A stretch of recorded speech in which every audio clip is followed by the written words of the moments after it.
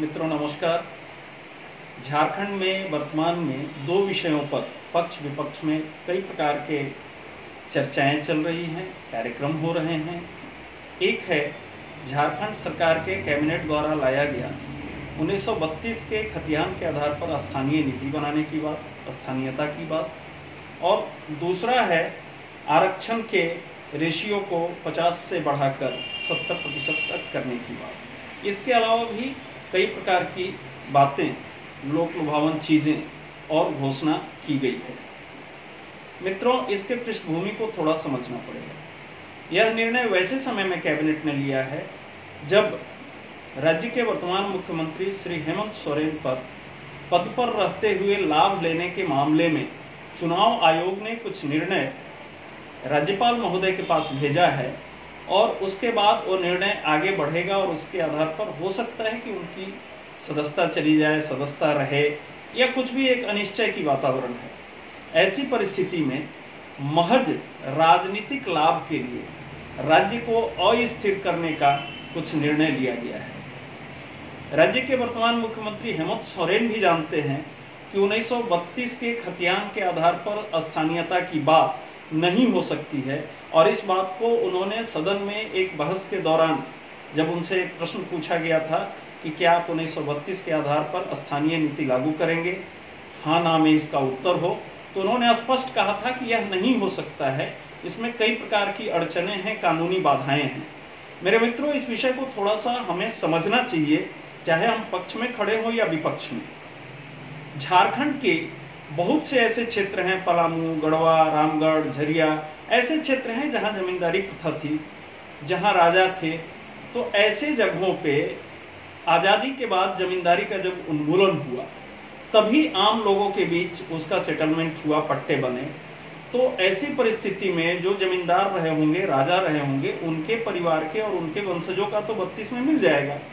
लेकिन चाहे वो किसी कम्युनिटी के हों, एससी हो, एसटी हो, सवर्ण हो, ओबीसी हो, इनका अगर सेटलमेंट में किसी का 54 में नाम चढ़ा, किसी का 64 में नाम चढ़ा, किसी का 70 में नाम चढ़ा, तो 32 में उनका खतियान होना ये असंभव है।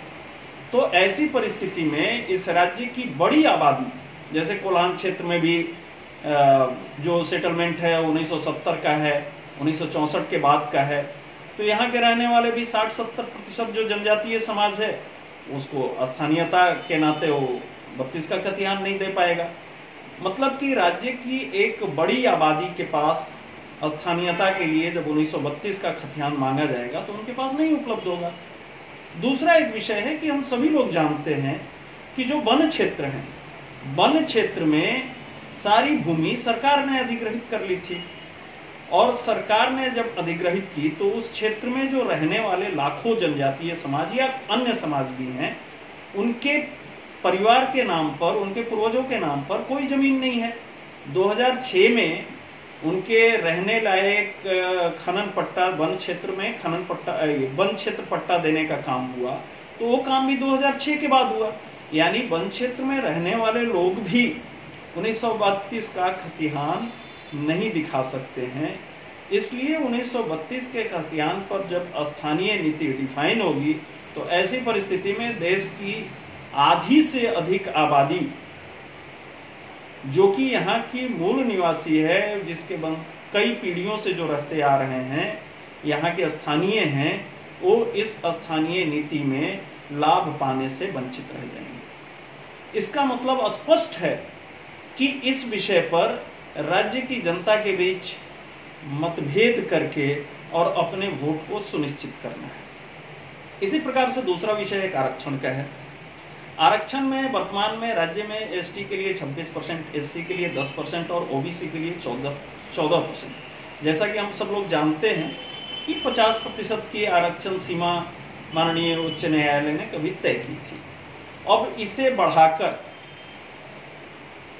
अगर 67 या 70% किया जाता है, तो पहला सवाल तो ये उठता है कि 26 से 28% एसटी का, 10 से 12% एससी का, 14 से 27% ओबीसी का, तो क्या विगत 6 महीने, साल भर, 2 साल, 3 साल, 4 साल में कोई डेमोग्राफिक सर्वे हुई है क्या?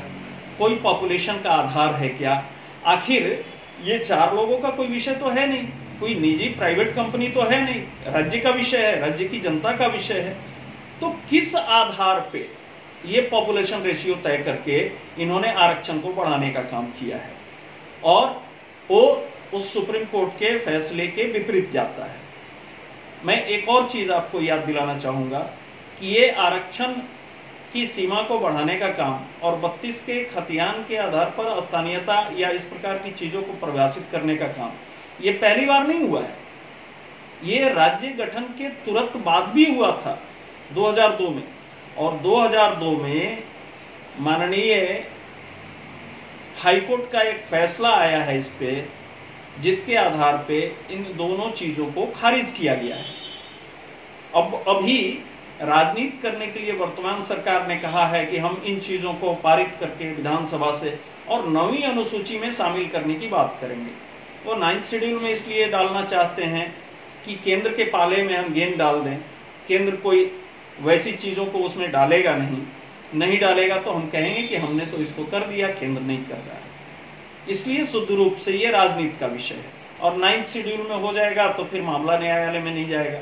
लेकिन उनको ये ध्यान में आना चाहिए कि 2007 में सुप्रीम कोर्ट के 9 जजों के बेंच ने यह भी कहा है कि जिस मामले पर न्यायालय का निर्णय आ चुका है वह अगर 9th शेड्यूल में भी जाता है तो न्यायालय उस विषय को सुन सकता है। यानी कुल मिलाकर ये स्पष्ट है कि ये दोनों ऐसे विषय हैं जिस पर न्यायालय का फैसला है जो विधि सम्मत नहीं है, पूर्व में इस पर जजमेंट्स है। तो शुद्ध रूप से राज्य की वर्तमान सरकार और उसके मुखिया को लगा कि उनकी सदस्यता जा सकती है। उनको लगा कि राज्य में वो लॉ एंड ऑर्डर को व्यवस्थित नहीं कर पा रहे हैं, राज्य के अंदर विकास की गतिविधि ठप हो गई है, राज्य के अंदर उग्रवाद फिर से पनप रहा है। ऐसी सारी नाकामियों के बीच जब उनको अपनी सदस्यता और सत्ता जाने का भय सताया तो राज्य के अंदर कुछ ऐसे मुद्दों को उन्होंने उछाल दिया है जिस पर कि आपस में समाज बट जाए, खींचतान हो, गोलबंदी हो, जनता के मुद्दे किनारे हो जाएं और वो चुनाव की अपनी बेतरनी को पार कर सकें। इसलिए राज्य की जनता से मेरा विनम्र आग्रह है कि आप चाहे पक्ष में खड़े हों या विपक्ष में खड़े हों, इन मुद्दों को जानिए, समझिए और खोजिए, और तब जाकर निर्णय लीजिए कि यह निर्णय अगर राजनीतिक है तो इस राजनीतिक निर्णय के लिए, राजनीति में जो लाभ हानि के लिए निर्णय ले रहे हैं उसके लिए समाज में किसी प्रकार का विद्वेष न करते हुए आपस में एक साथ खड़ा होकर राज्य की समृद्धि के लिए जो उचित चीज है उसके साथ खड़ा होइए, न कि राजनीतिक मुद्दे पर खड़ा होकर समाज में विभेद करें। ऐसा मेरी राज्य की जनता से अपील है।